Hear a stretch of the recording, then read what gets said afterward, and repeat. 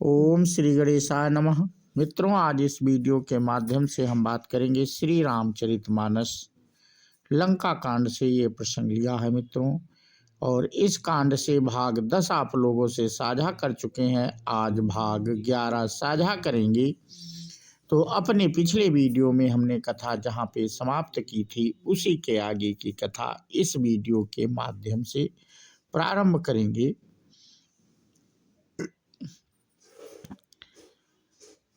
गोस्वामी तुलसीदास जी क्या लिखते हैं? धर्महीन प्रभु पद विमुख, काल विबस 10 शीस। तेहि परिहरि गुण आए, सुनहु कोसलाधीश। परम चतुरता श्रवण सुनी, बिहसे राम उदार।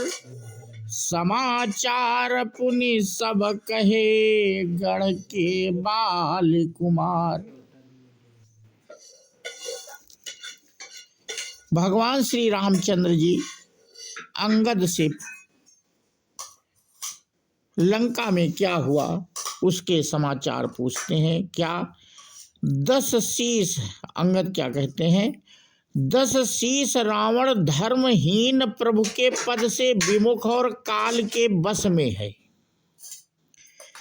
इसलिए हे कौशल राज सुनिए, वे गुण रावण को छोड़कर आपके पास आ गए हैं।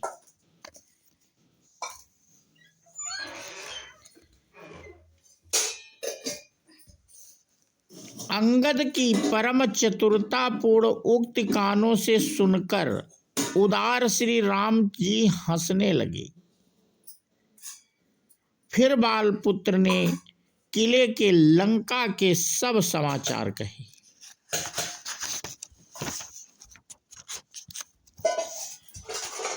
जब शत्रु के समाचार प्राप्त हो गए, तब श्री रामचंद्र जी ने सब मंत्रियों को पास बुलाया और कहा, लंका के 4 बड़े विकट दरवाजे, उन पर किस तरह आक्रमण किया जाए, इस पर विचार करो। तब वानर राज सुग्रीव, रीछपति जामवंत और विभीषण ने हृदय में सूर्य कुल के भूषण श्री रघुनाथ जी का स्मरण किया और विचार करके उन्होंने कर्तव्य निश्चित किया। वानरों की सेना के 4 दल बनाए और उनके लिए यथायोग्य जैसे चाहिए वैसे सेनापति नियुक्त किए। फिर सब यूथपतियों को बुला लिया और प्रभु का प्रताप कहकर सबको समझाया, जिसे सुनकर वानर सिंह के समान गर्जना करके दौड़े।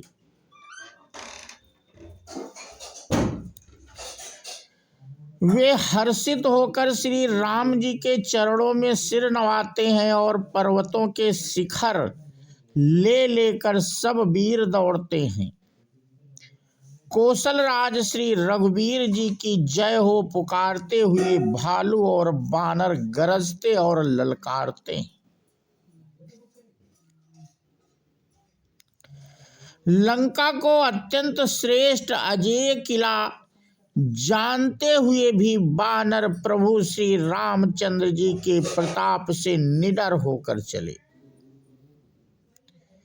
चारों ओर से घिरी हुई बादलों की घटा की तरह लंका को चारों दिशाओं से घेर कर वे मुंह से ही डंके और भेरी बजाने लगे। जयति राम जय लक्ष्मण, जय कपीस सुग्रीव। गरजहि सिंहनाद, कपि भालु महाबल सीव। महान बल की सीमा वे बानर भालू सिंह के समान ऊंचे स्वर से श्री राम जी की जय लक्ष्मण जी की जय, वानर राज सुग्रीव की जय, ऐसी गर्जना करने लगे। लंका में बड़ा भारी कोलाहल कोहराम मच गया। अत्यंत अहंकारी रावण ने उसे सुनकर कहा, वानरों की ढिठाई तो देखो। यह कहते हुए हंसकर उसने राक्षसों की सेना बुलाई। बंदर काल की प्रेरणा से चले आए। मेरे राक्षस सभी भूखे हैं, विधाता ने इन्हें घर बैठे भोजन भेज दिया। ऐसा कहकर मूर्ख ने अट्टहास किया। वह बड़े जोर से ठहाका मारकर हंसने लगा और बोला, हे वीरों, सब लोग चारों दिशाओं में जाओ और रीछ बानर सबको पकड़ पकड़ कर खाओ। शिव जी कहते हैं, हे उमा, रावण को ऐसा अभिमान था जैसे टिटहिरी पक्षी पैर ऊपर की ओर करके सोता है, मानो आकाश को थाम लेगा। आज्ञा मांगकर और हाथों में उत्तम भिंदपाल, सांगी, बरछी, तोमर, मुदर, प्रचंड फरसे, सूल, दुधारी तलवार, परिघ और पहाड़ों के टुकड़े लेकर राक्षस चले।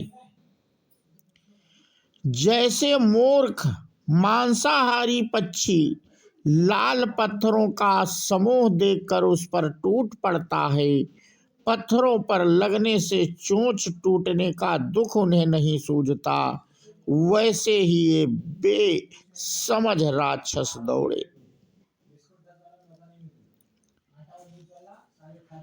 नानायुध सर चाप धर, जातु धान बलबीर, कोट कंगूरनि चढ़ गए, कोटि कोटि रणधीर। अनेकों प्रकार के अस्त्र शस्त्र और धनुष बाण धारण किए हुए करोड़ों बलवान और रणधीर राक्षस वीर परकोटे के कंगूरों पर चढ़ गए।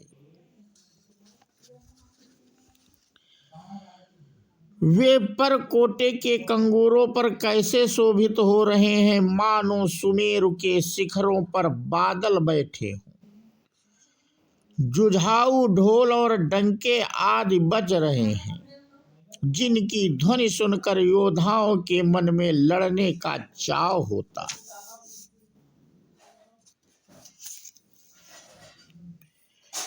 अगणित नफीरी और भेरी बज रही हैं, जिन्हें सुनकर कायरों के हृदय में दरारें पड़ जाती हैं। उन्होंने जाकर अत्यंत विशाल शरीर वाले महान योद्धा बानर और भालुओं के ठट्ठ समूह को देखे।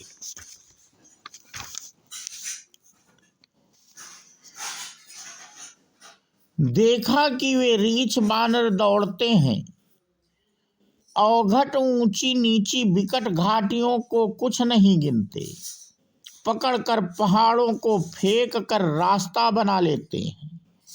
करोड़ों योद्धा कटकटाते और गरजते हैं, दांतों से होंठ काटते हैं और खूब डपटते हैं। उधर रावण की और इधर श्री राम जी की दुहाई बोली जा रही है। जय जय जय की ध्वनि होते ही लड़ाई छिड़ गई।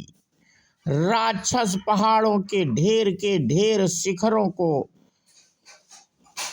फेंकते हैं, बानर कूद कर उन्हें पकड़ लेते हैं और वापस उन्हीं की ओर चलाते हैं।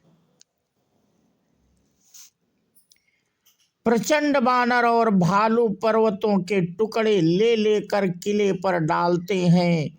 वे झपटते हैं और राक्षसों के पैर पकड़कर उन्हें पृथ्वी पर पटक कर भाग चलते हैं और फिर ललकारते हैं।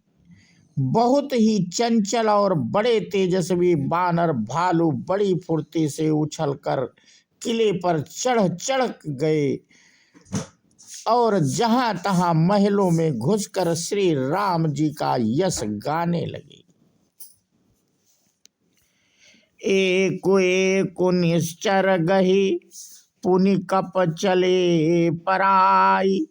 ऊपर आप हेठ भट गिरही धरनी पर आई। फिर एक एक राक्षसों को पकड़कर वे बानर भाग चले। ऊपर आप और नीचे राक्षस योद्धा इस प्रकार वे किले पर से धरती पर आ गिरते हैं। श्री राम जी के प्रताप से प्रबल बानरों के झुंड राक्षस योद्धाओं के समूह योद्धाओं को मसल रहे। बानर फिर जहां तहां किले पर चढ़ गए और प्रताप में सूर्य के समान श्री रघुवीर जी की जय हो बोलने लगे। राक्षसों के झुंड वैसे ही भाग चले जैसे जोर की हवा चलने पर बादलों के समूह तितर बितर हो जाते।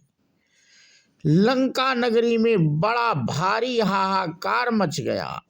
बालक, स्त्रियां और रोगी असमर्थता के कारण रोने लगे।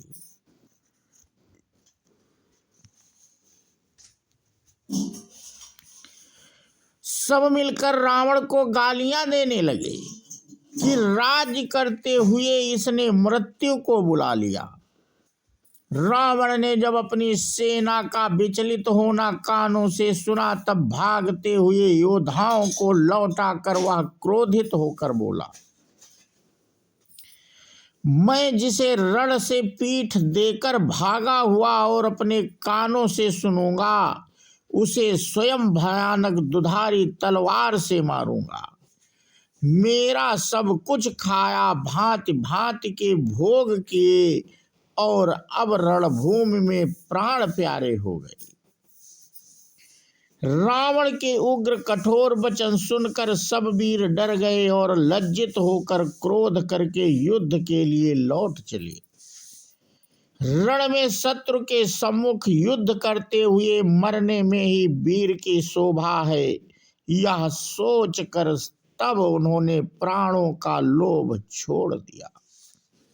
तो मित्रों, आज का प्रसंग हम यहीं पे समाप्त करते हैं और इसके आगे की कथा हम अपने अगले वीडियो के माध्यम से साझा करेंगे।